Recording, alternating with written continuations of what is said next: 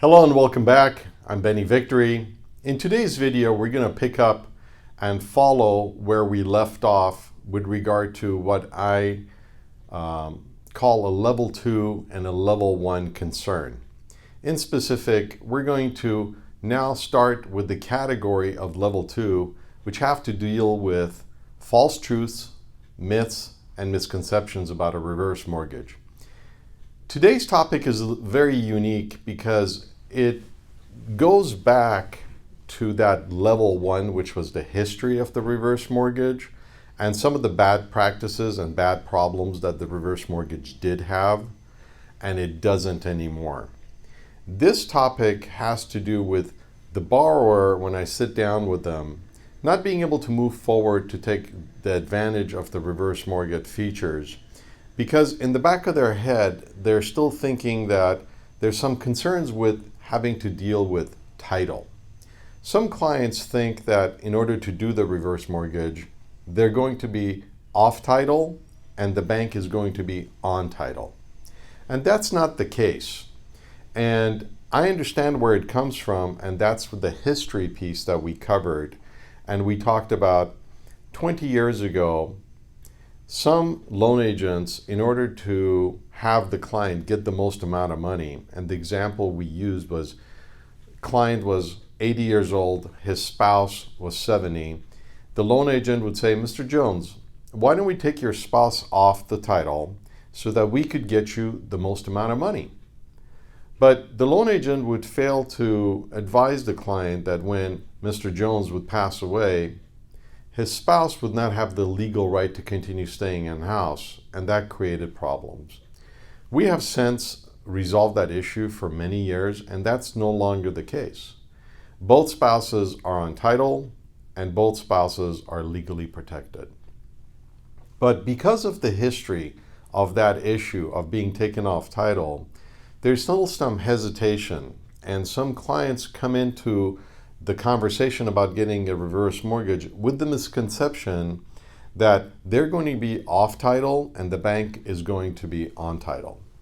And in order to address that, I want to just make an analogy, because to me analogies are helpful because you could see the situation from a different perspective with your own life experience. And this is one that is very common and will ring true for you. If you think about all the times that you've either leased a car or purchased a car, the transaction was always very similar. You would go to the dealership, find the car that you like, sit in the finance office, and after you determined what the purchase price was going to be and what your down payment was going to be, you were told what the monthly payments is going to be, for how many years, whether it was a purchase or a lease, what your monthly payments are going to be, and what your interest rate was.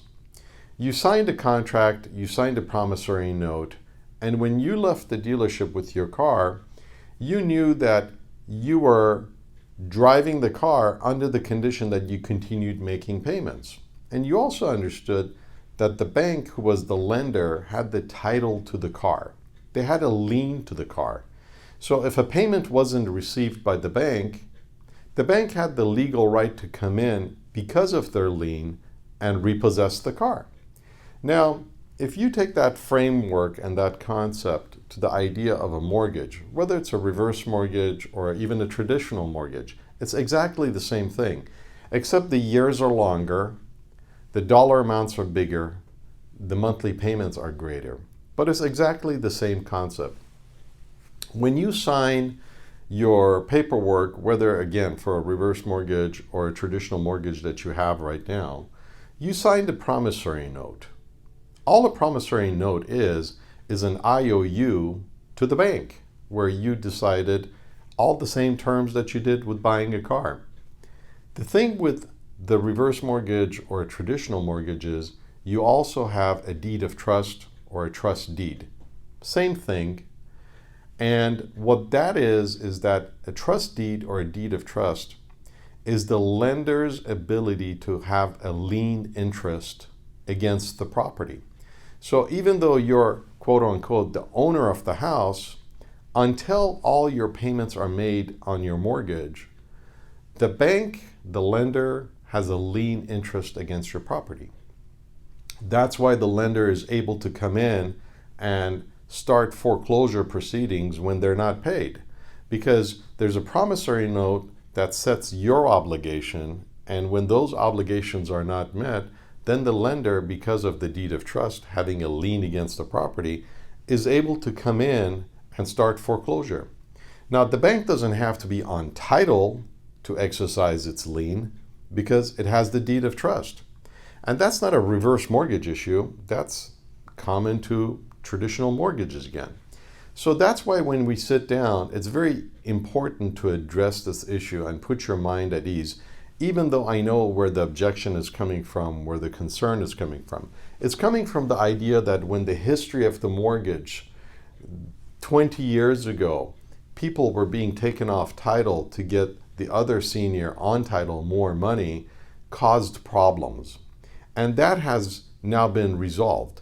And because of that framework of the bad history, it's affecting the ability of the senior to be able to take advantage of the features and benefits of the reverse mortgage. And that's what I call the idea of putting your foot on the gas and the brake at the same time. They want to move forward to proceed, but at the same time, the hesitations that they have with the history and, again, the false truths, the myths and misconceptions is keeping them back.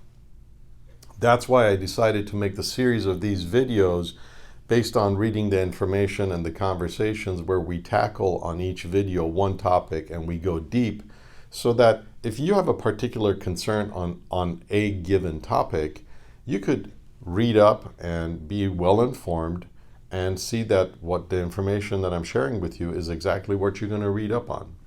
I hope this video was able to help you and able to put your mind at ease. If you have any questions, obviously, please reach out to me.